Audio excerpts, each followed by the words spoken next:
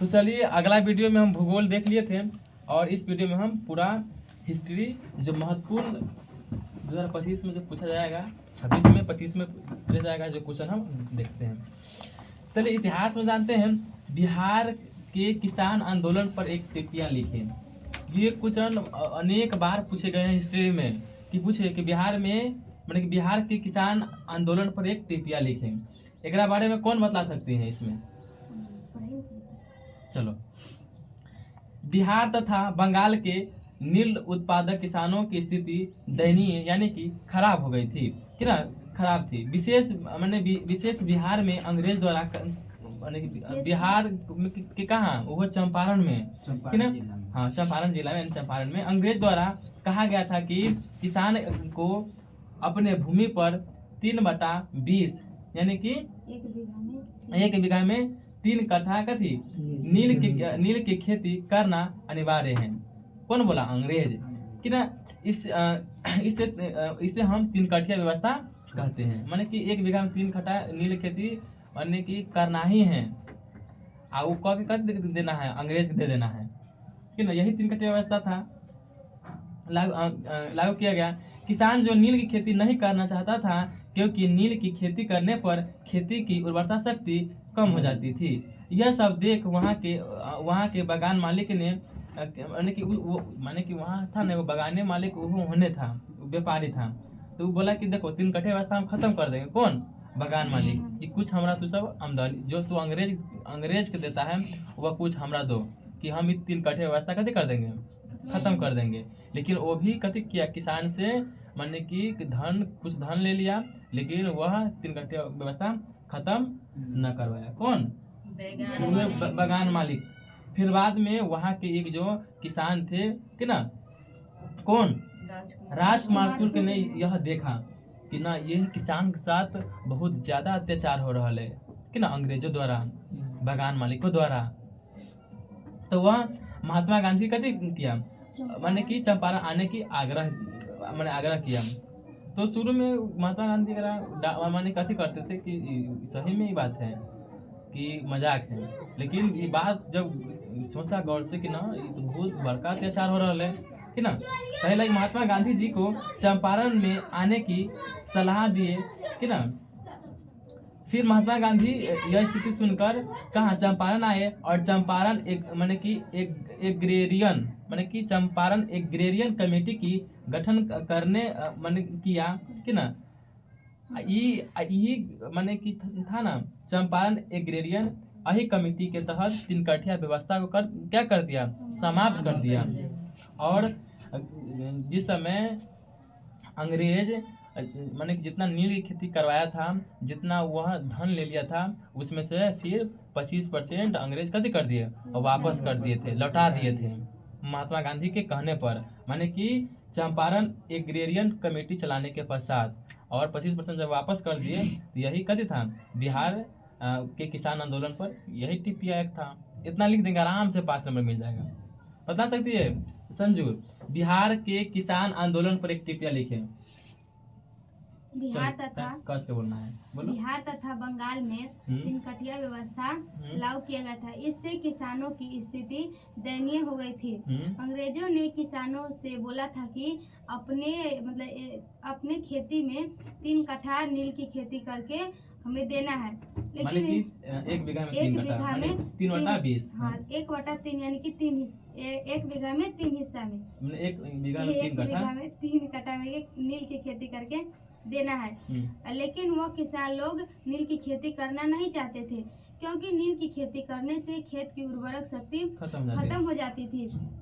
यह सब देख वहाँ के एक बागान मालिक था, जो कि वो भी ऐसे ही लालची था, जो पैसे के लिए किसानों को कहा कि तुम लोग मुझे धन राशि यानी कि पैसा दो, हम 3 कट्ठिया व्यवस्था को हटवा देंगे। लेकिन वह ऐसा नहीं किया। एक दिन उसको जब व्यापारी में थोड़ा नुकसान हो गया, इससे वह ग्रसित होकर पैसा ले लिया, लेकिन वह 3 कट्ठिया व्यवस्था हटवाया नहीं। यहाँ के यह सब देख वहाँ के एक किसान था जो कि राजकुमार शुल्क शुल्क था। उसने महात्मा गांधी को चंपारण आने की कही, यानी आग्रह किया। महात्मा गांधी ने पहले तो बोला नहीं, फिर उसके बाद आया और एग्रियर एग्रियर कमेटी का मतलब गठन किया और उससे तीनकाठिया व्यवस्था को समाप्त कर दिया और उस आंदोलन का सदस्य बना। इसके बाद उस आंदोलन समाप्त हो गया और अंग्रेजों ने उसमें से 25% हिस्सा दे दिए। वीडियो आ रहा है, सब है। टच करो ना, टच करो ना, उंगली का टच करो खाली हल्का। चलो आगे ले आप, चलो चले आगे। तीन काठिया व्यवस्था माने कि बिहार में किसान आंदोलन पर टिप्पणी लिखे, ये आराम से लिख सकती है ना, पूजा लिख सकती है ना। 5 नंबर में पूछेगी 2025 में। चलो अगला क्वेश्चन है, सर्वहारा वर्ग किसे कहते हैं? सर्वहारा वर्ग लाचार माने कि उस वर्ग को कहते हैं जिसमें बगे लाचार व्यक्ति कि ना, जिसमें आम लोग गरीब व्यक्ति कि ना निवास करते हैं, उसे हम कभी कहेंगे सर्वहारा वर्ग कहेंगे। कहीं में दिक्कत नहीं होगी। चलो आगे चलें। असहयोग आंदोलन प्रथम जन आंदोलन था कैसे? ये क्वेश्चन पूछे जाएंगे कि असहयोग आंदोलन प्रथम जन आंदोलन था कैसे? कहेंगे असहयोग आंदोलन गांधी जी के नेतृत्व में चलाया जाने वाला प्रथम जन आंदोलन था। इसमें असहयोग और बहिष्कार की नीति प्रमुख से अपनाई गई, माने कि प्रमुखता से अपनाई गई। इस आंदोलन का व्यापक माने कि जनाधार था। शहरी क्षेत्रों में मध्यम वर्ग तथा ग्रामीण क्षेत्र में किसान और आदिवासियों का इस व्यापक समर्थक मिला कि ना, श्रमिक वर्ग की भी इसमें भागीदारी रही। इस प्रकार यह पहला जन आंदोलन बन गया। तो पूछेगी कि पहला जन आंदोलन क्या था, ये हम आराम से लिख देंगे, 2 नंबर मिल जाएगी। अगला क्वेश्चन है, दांडी यात्रा का क्या उद्देश्य था? ये क्वेश्चन इम्पोर्टेंट है क्योंकि दांडी मान कि महात्मा गांधी जी ने 12 मार्च 1930 को साबरमती आश्रम से अपना 78 अनुयायियों के साथ दांडी यात्रा जाने की ऐतिहासिक यात्रा शुरू किया। इन्होंने 24 दिनों में 250 किलोमीटर तक जाने पर 5 अप्रैल 1930 में समुद्र तट पर पहुंचे और 6 अप्रैल 1930 को समुद्र के पानी से नमक बनाकर नमक कानून को भंग किया। यही दांडी यात्रा का उद्देश्य था। तो संजू बतलाएगी दांडी यात्रा का उद्देश्य क्या था?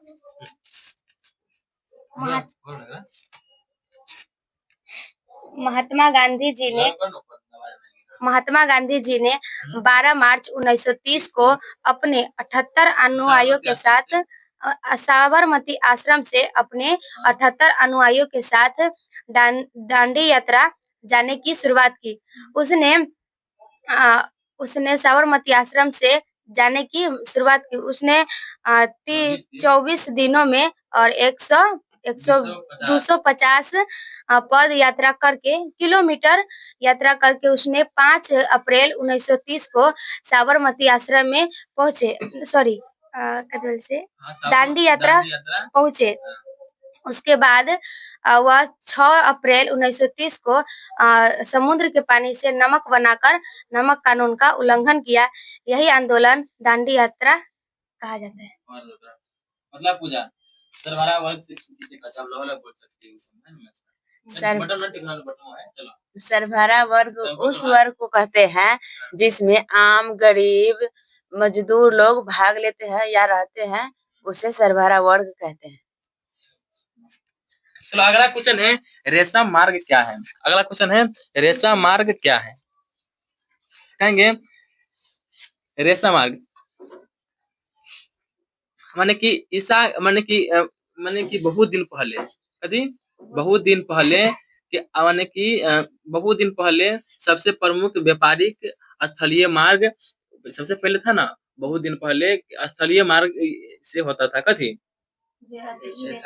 कि ना, माने कि स्थलीय मार्ग था कौन है, रेशम मार्ग। इसमें माने कि रेशम माने कि ना कि रेशम मार्ग मतलब कि माने वो मार्ग है बनल रेशम का मार्ग बनल है। वो माने कि ओई मार्ग से रेशम जाता था, एला बोलल रे रेशम मार्ग। इसे रेशम मार्ग इसलिए कहा जाता है कि यह मार्ग जैसे कि कोई सामान माल जैसे माने कथी चीनों को एक देश से माने कि दूसरे देश है ना, माने कोई चीज कोई सामान के एक देश से दूसरे देश में माने कि भेजना। देखो ऐसे कि समझ गौर से कि कोई पूछे कि रेशम मार्ग क्या है, तो कहेंगे कोई सामान के एक देश से दूसरे अभी ना पहले बहुत दिन पहले एक देश से दूसरे देश में कि ना चीनों को एक देश से दूसरे देश में, कौन देश तो चीन वाला देश से कि ना चीन को एक देश से दूसरे देश में भेजने तथा कि ना देशों की जोड़ता है, क्योंकि यह मार्ग चीन से आरंभ होकर मध्य एशिया माने कि चीन से जब आरंभ होगा ना तो ओकरा कहेंगे रेशम मार्ग कि ना। चीन से आरंभ होकर यूरोप माने कि यूरोप एवं एशिया एवं मध्य एशिया तक इसकी शाखा भारत विख्यात माने कि हर जगह फैली हुई है। इसे हम क्या कहेंगे आगे, रेशम मार्ग कहेंगे। क्या बोलेंगे, रेशम मार्ग। हिस्ट्री में है, आगे चलते हिस्ट्री में। और चलिए अगला क्वेश्चन है, ये भी मोस्ट इम्पोर्टेंट क्वेश्चन है कि साइमन कमीशन पर संक्षिप्त टिप्पणियां लिखें। तो साइमन कमीशन के बारे में लिखना होगा, तो लिखेंगे साइमन कमीशन का गठन 1927 में शुरू हुआ था। इस आयोग के माने कि अध्यक्ष याद कर लेंगे कि आई में था ना साइमन कमीशन में अध्यक्ष था 7 गो, लेकिन 7 के साथ जो अध्यक्ष थे सब कहाँ के कौन अध्यक्ष थे, सब अंग्रेज सब थे। चलिए एक बारे में टिप्पणी हम शुरू से बतलाते हैं कि कैसे कैसे हुआ था। चलिए तो साइमन कमीशन का गठन याद कर लेंगे कि 1927 में हुआ। इस आयोग में 7 सदस्य भाग लिया था, जो सब अंग्रेज थे। उनका अध्यक्ष सर जॉन साइमन था। उनका उद्देश्य था कि भारतीय संवैधानिक सुधार करना, परंतु इस कमीशन में एक भी भारतीय लोग नहीं रखा गया था। इससे प्रभावित होकर भारत के लोग ने निर्णय लिया कि जब साइमन कमीशन माने कि भारत के मुंबई में 3 फरवरी 1928 को पहुंचा, माने कि निर्णय लिया कि जब पहुंचेगा ना तो हम विरोध करेंगे। कभी करेंगे, विरोध करेंगे कि ना। जब 3 फरवरी 1928 को भारत में पहुंचा तो उसका स्वागत काले झंडा एवं हड़ताल तथा हमारे हड़ताल के साथ कभी किया गया, प्रदर्शन के साथ किया गया। और एक नारा दिया गया, साइमन कमीशन गो बैक, माने कि साइमन कमीशन वापस जाओ, साइमन कमीशन वापस जाओ का नारा दिया गया। यही साइमन कमीशन पर संक्षिप्त टिप्पणियां थी। चलिए संजू बतलाएगी साइमन कमीशन के बारे में। संजू पूजा बतला सकती तू, पूजा बतलाएगी। साइमन कमीशन का गठन 1927 में हुआ था। उसमें भी अंग्रेज थे। उसमें संवैधानिक सुधार के लिए सब आए थे और उसमें एक भी भारतीय नहीं था। इसीलिए भारत के जो जनता या लोग थे वो इस आंदोलन को विरोध किया। और जब 3 फरवरी 1928 को कोलकाता पहुंचे तो वहां पर मुंबई पहुंचे तो उसका विरोध काले झंडा और हड़ताल के साथ किया गया और इसका प्रणेता साइमन कमीशन था। और साइमन कमीशन वापस जाओ के नारा लगाया गया। तो पूजा बहुत अच्छा बोली है। चलो आगे चलें। तो साइमन कमीशन पूछेगा तो ये आराम से 2 नंबर पे इतना लिख देंगे, आराम से नंबर मिल सकती है। नापाम और एजेंट माने कि नापाम और एजेंट आरेंट क्या है, ये भी क्वेश्चन बहुत बार पूछे गए हैं। एजेंट आरेंट कि ना, नापाम और एजेंट आरेंट जो घात रासायनिक हथियार थे जिनका उपयोग अमेरिका वियतनामी युद्ध में किया करते थे, माने कि ये अमेरिका वियतनामी युद्ध में किया करते थे कि ना। नापाम में गैसोलीन माने कि गैसोलीन मिलाया गया था, जो ज्वलनशील होने के कारण त्वचा से चिपक कर जलता रहता था। एजेंट आरेंट खतरनाक जहर था। इसे जिन ड्रामों में रखा जाता था और कि ना उन पर नारंगी से कति पट्टियां बनी थी। इसके प्रयोग से धन जन भारी माने धन जन के कथी होई थी भारी हानि होल थी। वक्त ये कोई एहन अतिथि वगैरह कि ये सब है ना युद्ध में भी यूज करता था एवं जंगल के समाप्त करने में भी अमेरिका ये इसका उपयोग करता था। खास करके कौन देश का यूज करता था? अमेरिका। चलो, विश्व बाजार किसे कहते हैं? विश्व बाजार भी अनेक बार पूछे गए हैं कि विश्व बाजार किसे कहते हैं। कहेंगे विश्व बाजार का अर्थ होता है माने कि अंतरराष्ट्रीय यानी एक देश से दूसरे देश को जोड़ना। कहेंगे आई देश से उस देश से हम व्यापारी करेंगे, तो ये हो गई विश्व बाजार है ना। होता है जहाँ विश्व के अनेक देश के साथ व्यापार से खरीद बिक्री होता है, उसे विश्व व्यापार कहते हैं। माने कि आई देश से वही देश में खरीद बिक्री होगी ना, उसे हम कभी कहेंगे, उसे विश्व बाजार कहेंगे। अगला क्वेश्चन है, ये भी क्वेश्चन 2 नंबर में यानी 2 नंबर में अनेक बार पूछे गए हैं कि मेजनी कौन था। ये सबको मालूम है कि मेजनी कौन था। मेजनी को इटली के एकीकरण के पैगंबर कहा जाता था, यानी कि पैगंबर या मसीहा कहा जाता था। राष्ट्रवादी भावना से प्रेरित होकर उसने कार्बोनरी सदस्य माने कि सदस्यता ग्रहण की। 1830-31 के विद्रोह में उसने सक्रिय भूमिका निभाई कि ना। गणतंत्रवादी उद्देश्य के प्रचार करने के लिए यंग इटली और यंग यूरोप का गठन किया। वह ऑस्ट्रिया के प्रभाव से इटली के मुक्त करना चाहता था, लेकिन वह इस प्रयास में कति रहा विफल रहा। कौन? मेजनी। ये इतना हम लिख देंगे तो ये 2 नंबर आराम से मिल सकती है। अगला क्वेश्चन है 1848, बतला सकते हैं मेजनी कौन था? कोई आदमी? पूजा मेजनी कौन है ना बता सकते, क्योंकि मेजनी को माने कि इटली के एकीकरण का पैगंबर या मसीहा कहा जाता था कि ना। राष्ट्रवादी भावना से प्रेरित होकर उसने कार्बोनरी सदस्यता ग्रहण की। 1830-31 में विद्रोह में उसने सक्रिय भूमिका निभाई। गणतंत्रवादी उद्देश्य की प्रचार करने के लिए यंग इटली और यंग यूरोप की गठन किया। वह ऑस्ट्रिया के प्रभाव से इटली को मुक्त करना चाहता था, लेकिन वह इस प्रयास में कति रहा विफल रहा। इतना याद कर लेंगे आराम से 2 नंबर आ जाएंगे। आज रिवीजन चल रहा है, सबके रिवीजन अच्छा से करो, घर पर जाके भी याद कर लेना है। आप भी सुनिए, ये अंत तक इम्पोर्टेंट क्वेश्चन किया जाता है। चलिए, 1848 की फ्रांसीसी क्रांति, ये भी क्वेश्चन अधिक बार पूछे गए हैं और ये 2025 में पूछे जाएंगे। लुई फिलिप का प्रधानमंत्री गीजो था, जो प्रतिक्रियावादी एवं सुधारों का विरोधक था।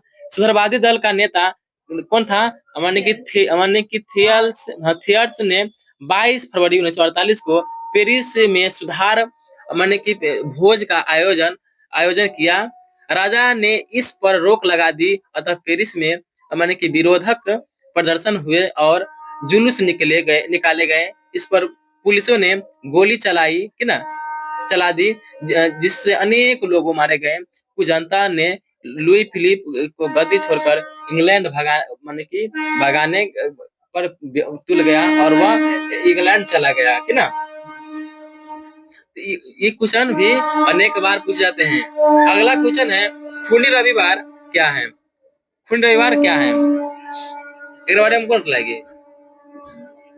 1904-5 में रूस और जापान के युद्ध में चल रहा, जिसमें रूस की पराजय हुई, जिसमें उनके ठेस पहुंची। अच्छा, खूनी रविवार ना लिखे हुआ गया, लिख लिया, चलो याद कर लेना है। 1904 से 5 में रूस और जापान में युद्ध चल रहा था, जिसमें रूस की पराजय हुई, जिसमें उनके ठेस पहुंची। 1905 में कब हुई थी? 1905 में कि ना। 1905 में लोगों द्वारा रोटी दो के नारा देते हुए सड़क पर कभी हो रही थी, प्रदर्शित हुए। और सेंट पीटर्सबर्ग कथी थी, कथी के नाम थी? महल के नाम थी। रोटी दो के नारा सब जनता था बोल था, रोटी दो के नारा चल रहा थी और सेंट पीटर्सबर्ग के महल की ओर कथी हो रहा था? जा रहा था कि ना। जा रहे थे, रास्ते में जार के सेना उस निहत्था लोगों पर कोई गलती न कैले था, वो आराम से कथी कर रहा था? रोटी देके नारा लगा रहा था। वो निहत्था लोगों पर कथी किया?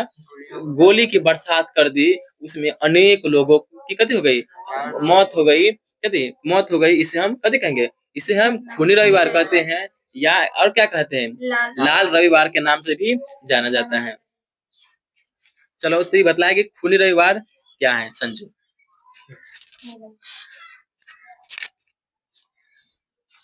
खूनी रविवार यह 1905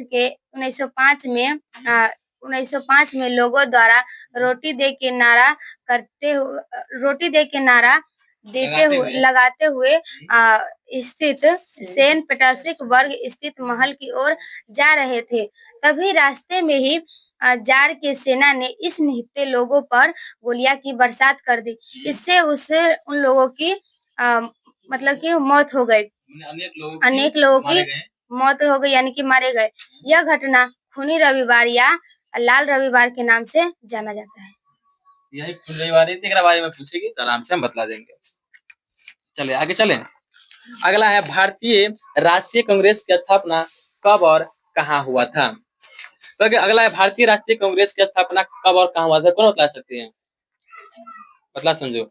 भारतीय राष्ट्रीय कांग्रेस की स्थापना कब और कहाँ हुआ था और किस कॉलेज में हुआ था, बोलो।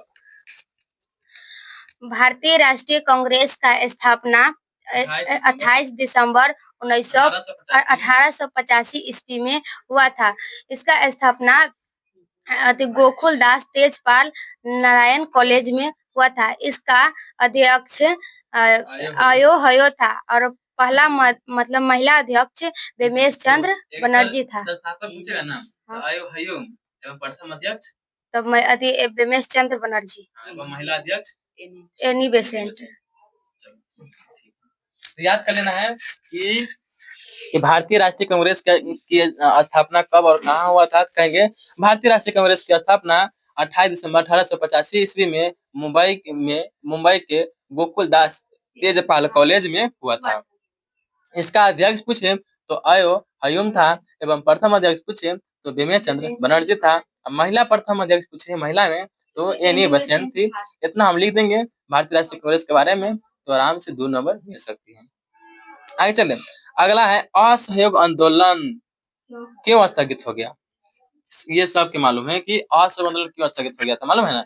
जब असहयोग आंदोलन का अर्थ था कि अंग्रेज की सहायता सहयोग न करना, है ना, अंग्रेज की सहयोग न करना। लेकिन यह अच्छा से चल रहा था असहयोग आंदोलन, लेकिन बीच में एक कांड हो गई थी। कौन कांड, चौरी चौरा कांड हो गई थी। चौरी चौरा कांड के कारण महात्मा गांधी को कथी करना पड़ा, असहयोग आंदोलन को स्थगित करना पड़ा। चलो तो इसे हम बारीकी से समझते हैं। पूछिए असहयोग आंदोलन क्यों स्थगित हो गया। कहेंगे असहयोग आंदोलन के दौरान 5 फरवरी 1922 को कि ना पुलिस माने कि पुलिसों ने कि ना आंदोलनकर्ता लोगों पर गोली चला दी और लगभग 30,000 आंदोलनकारियों गिरफ्तार कर लिया। माने कि 30,000 जो व्यक्ति था वो गिरफ्तार कर लिया था। कौन, पुलिस वाला कि ना 30,000 माने कि आंदोलनकारियों को गिरफ्तार कर लिया, जिससे प्रभावित होकर वहां के जनता ने माने कि जनता ने सब जनता मिलकर कथी किया, थाना में आग लगा दिया कि हमारे तू माने कि 30,000 व्यक्ति की क्यों तू माने कि गिरफ्तार कर लिया, इसीलिए कथी किया, वो थाना में आग लगा दिया। जब थाना में आग लगा दिया तो माने कि 22 पुलिस कर्मियों जिंदा मारे गए। मैंने सीधे बंद कर दिया, सीधे आग लगा दिया कि ना। तो मैं माने कि 22 पुलिस कर्मियों जिंदा मारे गए कि ना। वह घटना माने कि उत्तर प्रदेश के गोरखपुर के चौरी चौरा गांव के था। इस घटना से गांधी जी को बहुत दुख हुआ कि ना, दुख पहुंचा कि ना, और वह समझ गया कि जनता भी अभी भी क्रोध में है कि ना। जनता भी कभी अभी क्रोध में है, आंदोलन के लिए तैयार नहीं, अभी माने कि आंदोलन के लिए अभी कोई तैयार ना है कि ना। इसलिए गांधी जी ने 11 फरवरी 11 फरवरी का लिखिए वगैरह कि ना 11 फरवरी 1922 को यह कहा, अच्छा 11 फरवरी 1922 को यह कहा कि असहयोग आंदोलन को स्थगित कर दिया जाए कि ना, माने कि सोचा कि स्थगित कर दिया जाए। लेकिन 12 फरवरी 1922 को महात्मा गांधी ने असहयोग आंदोलन को स्थगित कर दिया। एक कारण कथी थी, कारण क्या थी, कारण चौरी चौरा हत्याकांड। इसी कारण ये क्वेश्चन 5 नंबर में पूछेगी तो आराम से लिख देंगे कि असहयोग आंदोलन क्यों स्थगित हो गया, इसके बारे में कुछ लिखे। पिंदर समझ में आ रहा है ना? हाँ, चलो तो पूछिए असहयोग आंदोलन के बारे में तो आराम से बोल देंगे कि असहयोग आंदोलन के दौरान 5 फरवरी 1922 को कि ना माने कि लोगों द्वारा कथी हो रहा था। पहले तो 5 फरवरी 1922 को कौन कांड होल था? चलो चलो एक कांड होल था। कांड अहिला होल था कि वहां की जो जनता था माने कि वो कथी कर रहा था, लमसम में बहुत जनता लोग सब कथी रोड पर उतर के कथी न होता है कि कुछ चीज के नारा देता है, चाहे कोई चीज के बारे में कुछ अपन सहयोग करता है, चाहे जे चीज करता है, लेकिन बीच में क्या किया, एकरा कथी कर लिया मैंने कि कम से कम जितना व्यक्ति था ना सब पर गोली भी चलाया वो किया पुलिस वाला, और प्लस में 30,000 व्यक्ति को कथी कर लिया, गिरफ्तार कर लिया।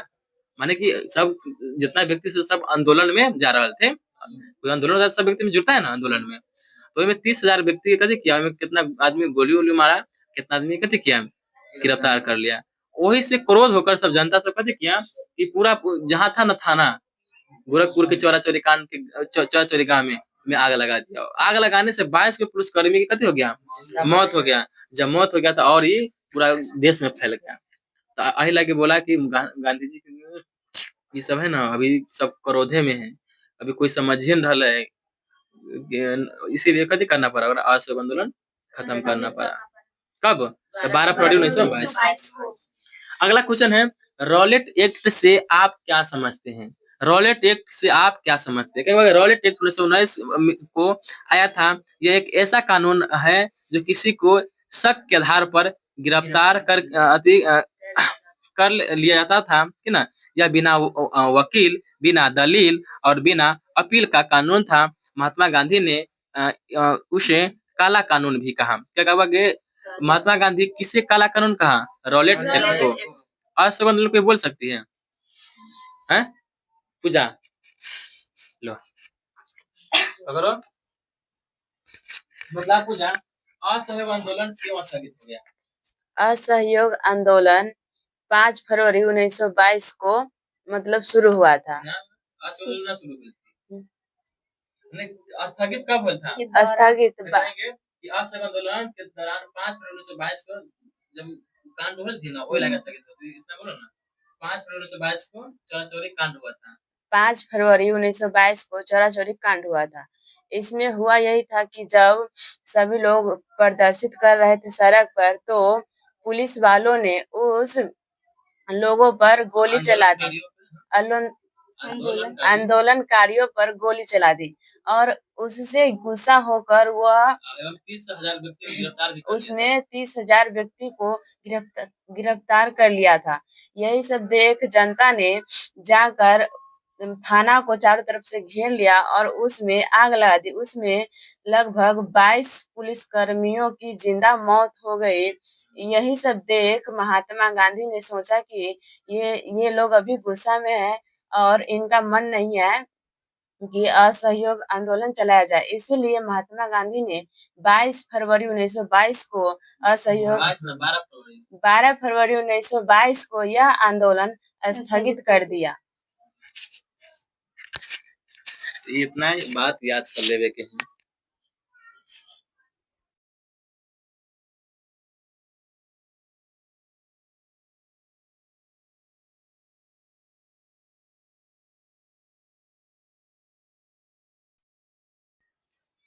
आगे चले, अगला क्वेश्चन है रोलेट एक्ट के बारे में समझ गए ना, और असहयोग आंदोलन के बारे में भी पूजा कुछ बतलाई है। अगला क्वेश्चन है लेनिन की संक्षिप्त परिचय दें। लेनिन की संक्षिप्त परिचय दें। क्योंकि लेनिन का जन्म 1870 में रूस के कौन सिम्ब्रक्स नामक गांव में हुआ था। आरंभ में वह विद्रोही प्रवृत्ति का था। वह समयाबाद से गहरे रूस का प्रभाव था कि ना, उसके नेतृत्व में बोल्शेविक क्रांति हुए। माने कि शासना अध्यक्ष बनने के बाद उसने आर्थिक समाज सुधार के लिए 1921 में नई आर्थिक नीति लागू किया। उनके मृत्यु 1924 में हुए। लेनिन के बारे में इतने हम लिख देंगे, ये संक्षिप्त टिप्पणियां आराम से 2 नंबर मिल सकती हैं।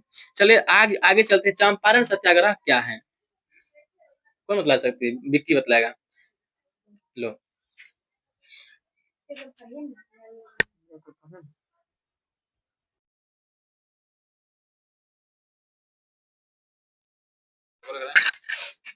मतलब चंपारण सत्याग्रह क्या है? चंपारण सत्याग्रह चंपारण चंपारण के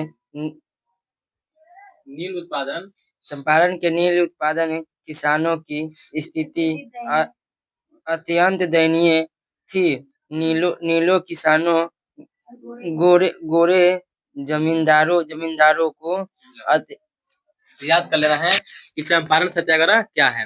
कि चंपारण के नील उत्पादक किसानों की स्थिति अत्यंत खराब हो गई थी, अत्यंत दयनीय हो गई थी। नीलहे कौन?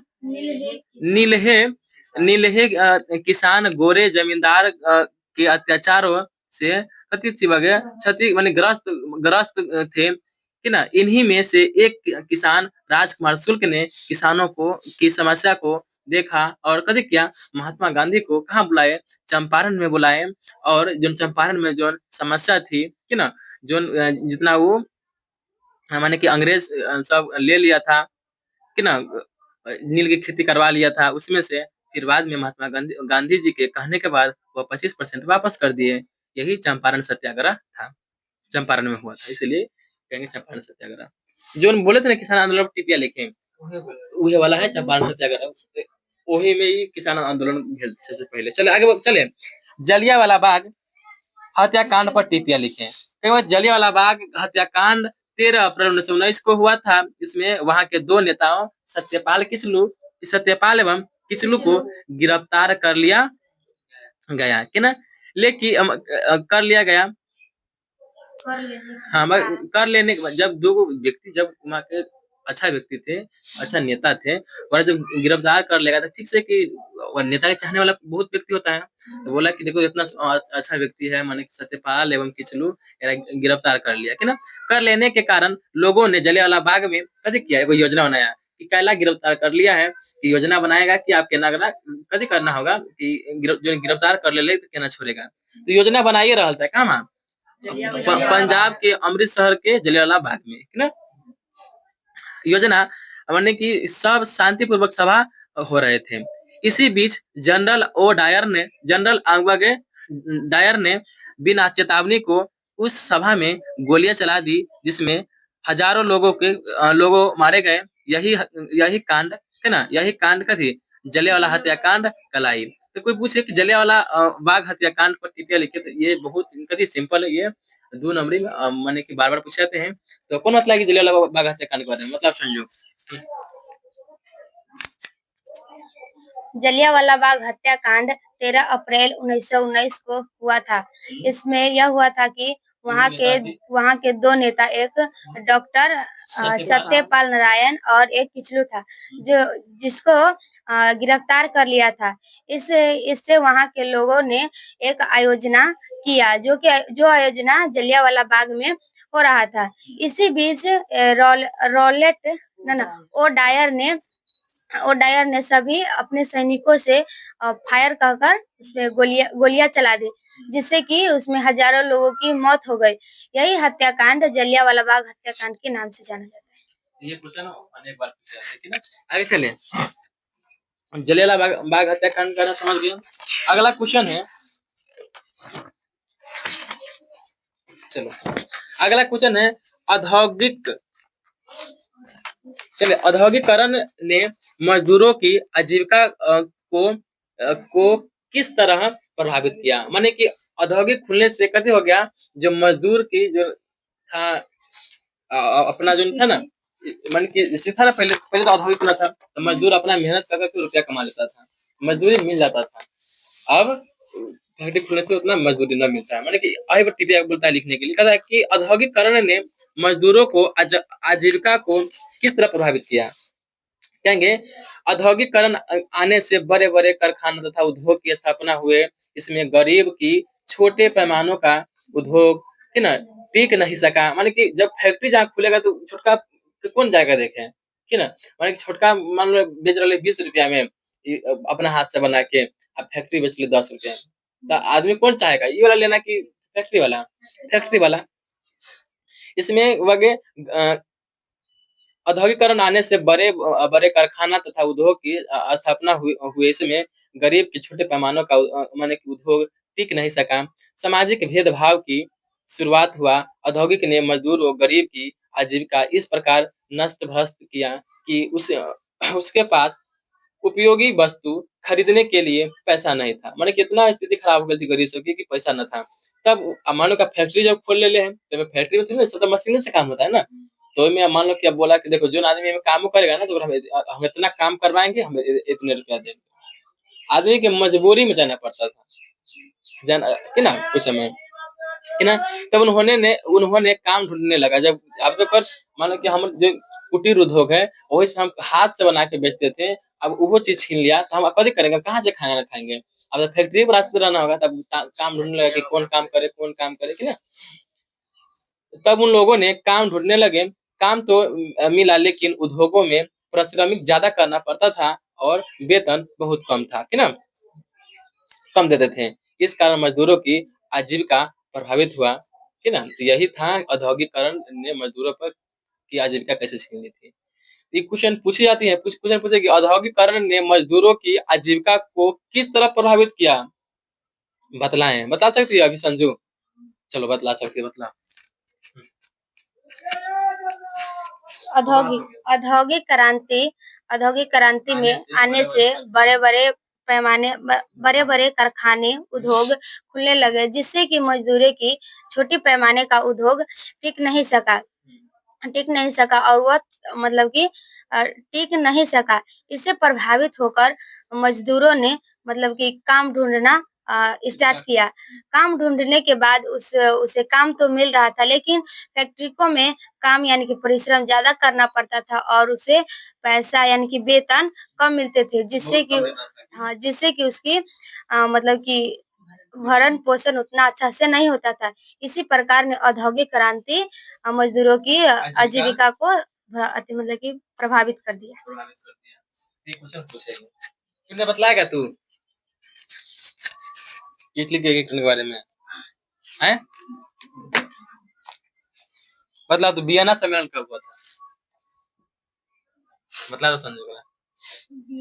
वियना सम्मेलन कब हुई थी? 1815 में। अगला क्वेश्चन है, गुटेनबर्ग ने मुद्रण यंत्र की विकास कैसे किया? गुटेनबर्ग ने मुद्रण यंत्र की विकास कैसे किया? चले आगे।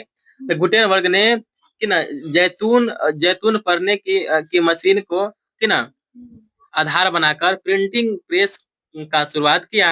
इस मशीन में पेंच की सहायता से लंबा हैंडल लगा होता था। पेंच की घुमावदार प्लेट माने कि पलाटेन को गीला कागज पर दबाया जाता था कि ना।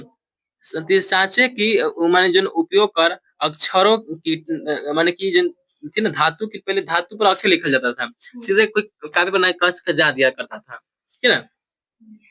टाइप की धातु का लकड़ी की आकृति को ढाल दिया गया। माने कि जब पहले से सीधे था, मान लो कि मान लो कि इमे धातु पे लागल है, धातु में है कि लकड़ी के लिखल है हिंदी में।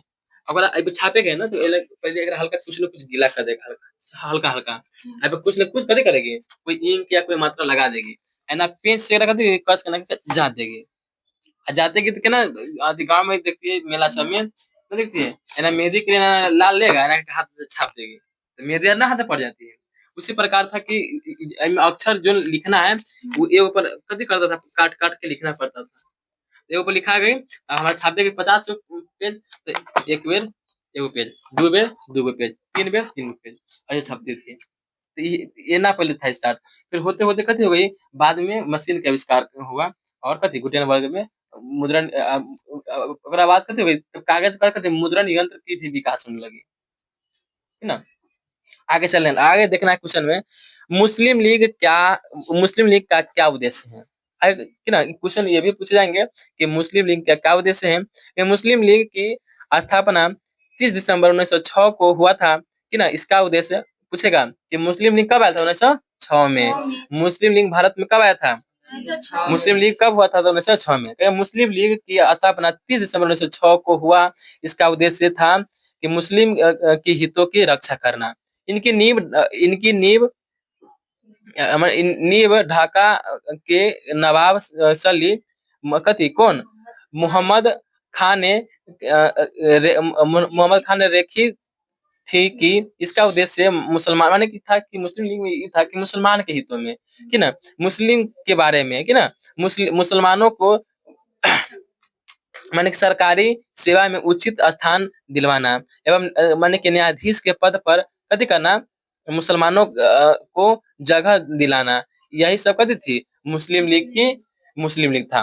तो मुस्लिम लीग के बारे में कहेंगे तो बतला देंगे आपसे। इटली तथा जर्मनी के ऑस्ट्रेलिया के भूमिका क्या थी, ये वाला बात हम बहुत बतलाए थे ना यार। इटली तथा जर्मनी के ऑस्ट्रेलिया की भूमिका क्या थी, कौन बतला सकती है? न बतलाते हैं इटली इटली एवं जर्मनी एवं ऑस्ट्रेलिया माने इटली तथा जर्मनी की ऑस्ट्रेलिया की भूमिका क्या थी। जब इटली एवं जर्मनी जब लड़ रही थी तो बीच में कथी था पहले तो इस इटली एवं जर्मनी ऑस्ट्रेलिया का खूब विरोध करता था कि ना। इस बीच में कथी हो था कि इटली एवं ऑस्ट्रेलिया में कथी हो रहा थी लड़ाई हो रहा था। लेकिन कथी हो रहा था हुआ था कि बोल रहा था कि ऑस्ट्रेलिया वाला कि हम इटली के न छोड़ेंगे, कथी करेंगे न छोड़ेंगे। लेकिन पहले कथी हो गया माने कि पहले दोसर परासा दिन था ना परासा से हो गया कथी ऑस्ट्रेलिया से युद्ध कि ना। परासा से हो गया ऑस्ट्रेलिया के युद्ध में ऑस्ट्रेलिया का ना हम जर्मनी के न छोड़ेंगे, हम तो छोड़ेंगे ना कौन ऑस्ट्रेलिया वाला। और अभी जो हो गया परासा से युद्ध ऑस्ट्रेलिया के आई में ऑस्ट्रेलिया हार गया ऑस्ट्रेलिया। ऑस्ट्रेलिया जब हार गई तब बस अगर सब चीज खत्म। अब जाके हाथ जोड़ लिया इटली के सामने कि अब हम युद्ध न लड़ेंगे कि ना, हार मान ली। तो यही कथी इटली तथा जर्मनी में ऑस्ट्रेलिया की भूमिका थी। ये वाला क्वेश्चन समझ में आ गई होगी। अगला क्वेश्चन है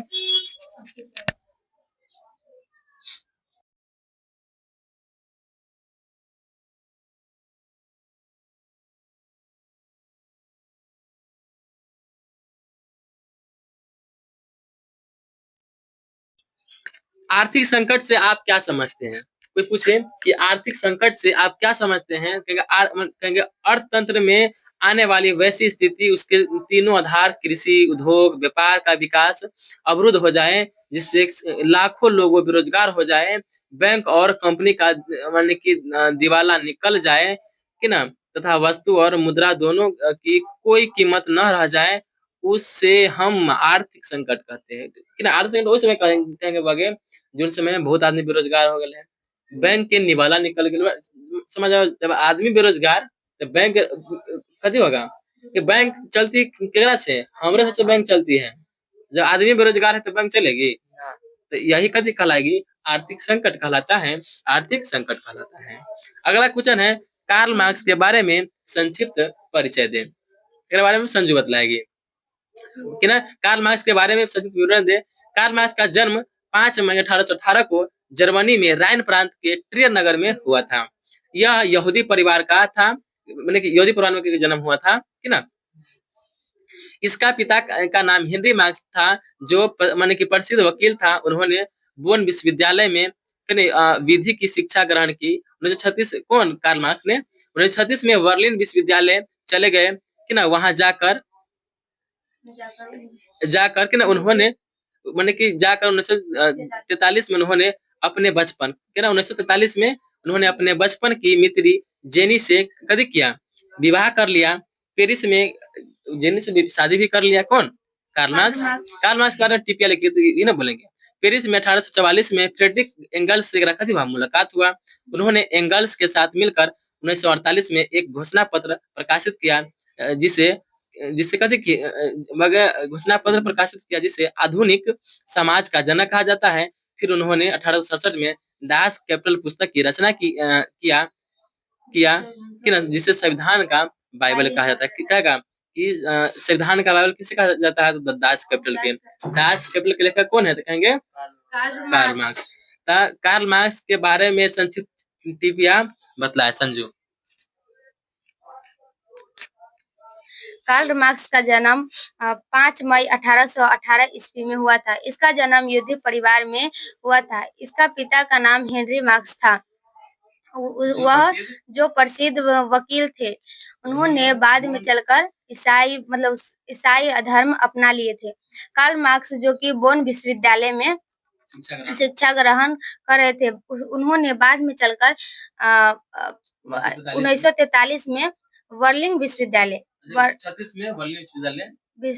विश्वविद्यालय चले गए। वहां जाने के बाद 1943 में अपने मित्र जेनी के साथ उसने विवाह कर लिया। उसके बाद फिर उन्हें 1944 में हेनली के एंगल्स से मुलाकात हुआ। उन्होंने उसके साथ मिलकर एक पत्र प्रकाशित किया, घोषणा पत्र प्रकाशित किया, जिसे कि संविधान का आधुनिक का समाज का जनक कहा जाता था। फिर उन्होंने एक 1867 में एक पुस्तक लिखा जो कि दास कैपिटल पुस्तक नाम लिखा, जिसे कि संविधान का बाइबल संविधान कहा जाता है। तो कार्ल मार्क्स के बारे में संजू भी अच्छे बतलाई थी। चलिए आगे चलते हैं। अगला क्वेश्चन है, तो यही इम्पोर्टेंट क्वेश्चन था। हिस्ट्री भी समाप्त हुआ।